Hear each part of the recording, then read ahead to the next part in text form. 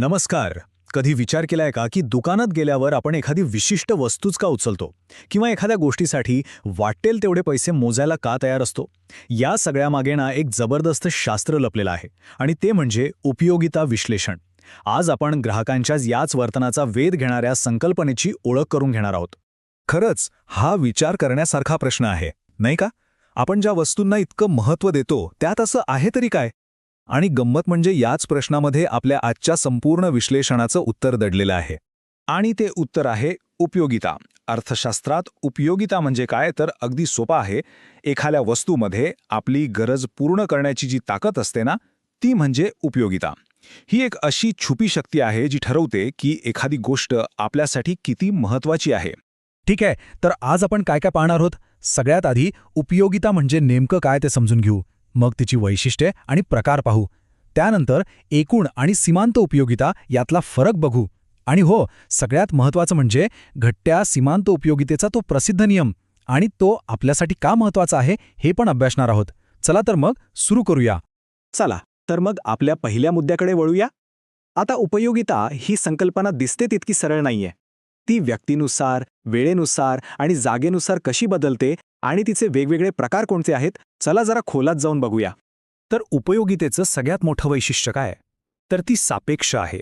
म्हणजे काय? तर ती प्रत्येकासाठी वेगळी असते. विचार करा, प्रचंड भूक लागलेल्या व्यक्तीसाठी एका वडापावची किंमत काय असेल आणि नुकतंच पोटभर जेवलेल्या व्यक्तीसाठी फरक आहे, बरोबर? आणि एक इंटरेस्टिंग गोष्ट म्हणजे उपयोगितेचा नैतिकतेशी काहीही संबंध नसतो. आणि हो, हे लक्षात ठेवा, कुठल्याही वस्तूला मागणी काय येते तर तिच्यात असलेल्या याच उपयोगितेमुळे. बरं, ही उपयोगिता फक्त एकाच प्रकारची नसते हा. ती वेगवेगळ्या मार्गांनी तयार होते किंवा आपण म्हणू शकतो की तिचे काही प्रकार आहेत. पाहूया तरी कोणते आहेत ते. पहिला प्रकार आहे रूप उपयोगिता. नावाप्रमाणेच जेव्हा एखाद्या गोष्टीचं रूप बदलतं तेव्हा तिची उपयोगिता वाढते. सगळ्यात सोपं उदाहरण म्हणजे लाकूड. नुसत्या लाकडाचं ओंडकं आणि त्यापासून बनवलेली खुर्ची, यातल्या कशाची उपयोगिता जास्त? अर्थात खुर्चीची. कच्च्या मालावर प्रक्रिया करून आपण त्यात नवी उपयोगिता निर्माण करतो. पुढचा प्रकार आहे स्थल उपयोगिता. हे पण एकदम सोपं आहे. जेव्हा वस्तूची जागा बदलते तेव्हा तिची उपयोगिता वाढते. विचार करा, नदीच्या काठावर पडलेली वाळू, तिथे तिचं काय काम? पण तीच वाळू जेव्हा शहरात बांधकामाच्या साईटवर येते तेव्हा तिची किंमत कितीतरी पटींनी वाढते. हीच आहे स्थल उपयोगिता. आणि मग येते काल उपयोगिता, म्हणजे वेळेनुसार वाढणारी उपयोगिता. याचं एक खूपच प्रभावी उदाहरण म्हणजे ब्लड बँक. तिथे साठवलेलं रक्त. जेव्हा एखाद्याला अपघातात रक्ताची गरज असते तेव्हा त्या रक्ताची उपयोगिता किती अनमोल असते, नाही का? योग्य वेळी उपलब्ध होणं हेच इथे महत्त्वाचं आहे. आणि चौथा शेवटचा प्रकार आहे सेवा उपयोगिता. ही थोडी वेगळी आहे. इथे कुठली वस्तू नाहीये तर सेवा आहे. डॉक्टर, शिक्षक, वकील हे लोक आपल्याला आपली कौशल्य वापरून सेवा देतात. त्यांची सेवा आपली गरज पूर्ण करते. म्हणजे इथे उपयोगिता सेवेतून निर्माण होते. बरं, आता आपण या विश्लेषणाचा जरा टेक्निकल भागात जाऊया. आपण बघणार आहोत दोन खूप महत्त्वाच्या संकल्पना, एकूण उपयोगिता आणि सीमांत उपयोगिता. ह्या समजल्या की ग्राहकांचं वर्तन कसं चालतं याचा खरा अंदाज येतो. हे दोन शब्द समजून घेणं खूप गरजेचं आहे. बघा, एकूण उपयोगिता म्हणजे समजा आपण 5 चॉकलेट्स खाल्ली तर त्या 5ही चॉकलेट्समधून मिळालेलं टोटल समाधान. आणि सीमांत उपयोगिता म्हणजे काय? तर 5वं चॉकलेट खाल्ल्यामुळे आपल्या समाधानात पडलेली वाढीव भर. म्हणजे फक्त त्या एका शेवटच्या चॉकलेटमुळे किती समाधान वाढलं ते. एक आहे आपलं एकूण समाधान आणि दुसरं म्हणजे प्रत्येक पुढच्या नगामुळे त्यात पडलेली भर. आता हा तक्ता बघा, म्हणजे सगळं स्पष्ट होईल. समजा आपण X ही वस्तू वापरत आहोत. बघा, पहिलं युनिट वापरल्यावर एकूण उपयोगिता झाली 10, म्हणजे सीमांत उपयोगिता पण 10 आहे. आता दुसरं युनिट वापरल्यावर एकूण उपयोगिता झाली 18, म्हणजे वाढ किती झाली? फक्त 8ची. तिसऱ्या युनिटनंतर एकूण उपयोगिता 24 झाली, म्हणजे वाढ झाली 6ची. बघताय, जसजसं आपण पुढे जातोय तसतशी एकूण उपयोगिता वाढतीये, पण ती कमी कमी गतीने वाढतीये आणि सीमांत उपयोगिता सतत कमी होतीये. आता 6व्या युनिटकडे बघा. एकूण उपयोगिता 30वर पोचली, जी सर्वाधिक आहे, आणि तिथे सीमांत उपयोगिता 0 झाली, म्हणजे आता समाधान पूर्ण झालं. आणि गंमत बघा, 7वं युनिट खाल्ल्यावर एकूण उपयोगिता उलट कमी झाली आणि सीमांत उपयोगिता मायनसमध्ये गेली, म्हणजे आता त्रास व्हायला लागला. आणि हा आलेख बघा, आपण तक्त्यात जे पाहिलं तेच इथे चित्रात दिसतंय.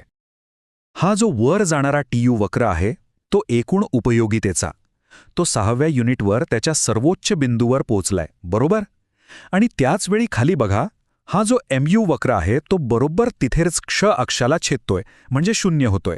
हाच तो मॅजिक पॉइंट आहे. यालाच सर्वाधिक समाधानाचा बिंदू किंवा तृप्तीचा बिंदू म्हणतात. ठीक आहे, तर आतापर्यंत आपण जे काही शिकलो ते सगळं एकत्र करून आपण अर्थशास्त्रातल्या एका अत्यंत मूलभूत आणि महत्त्वाच्या सिद्धांताकडे येतोय. हा या सगळ्या विश्लेषणाचा कळस आहे. हा नियम मांडलाय आल्फ्रेड मार्शल यांनी, आणि तो एकदम साधा, सरळ आणि आपल्या रोजच्या अनुभवातला आहे. नियम काय सांगतो? तर इतर गोष्टी जर बदलल्या नाहीत तर आपल्याकडे एखाद्या वस्तूचा साठा जसा वाढत जातो तसं त्या प्रत्येक वाढीव वस्तूपासून मिळणारं समाधान हे कमी कमी होत जातं. अगदी सोपं आहे, नाही का? अर्थात कुठल्याही नियमाप्रमाणे या नियमाच्याही काही अटी आहेत. म्हणजे हा नियम लागू होण्यासाठी काही गोष्टी गृहीत धराव्या लागतात. जसं की वस्तू वापरणारी व्यक्ती विवेकपूर्ण विचार करते, वस्तूचे सगळे नग अगदी सारखे आहेत, म्हणजे पहिलं चॉकलेट आणि 5वं चॉकलेट चवीला आकाराला सारखंच आहे, आणि सगळ्यात महत्त्वाचं म्हणजे त्यांचा वापर एकामागे एक लगेच होतोय, मध्ये कोणताही ब्रेक न घेता.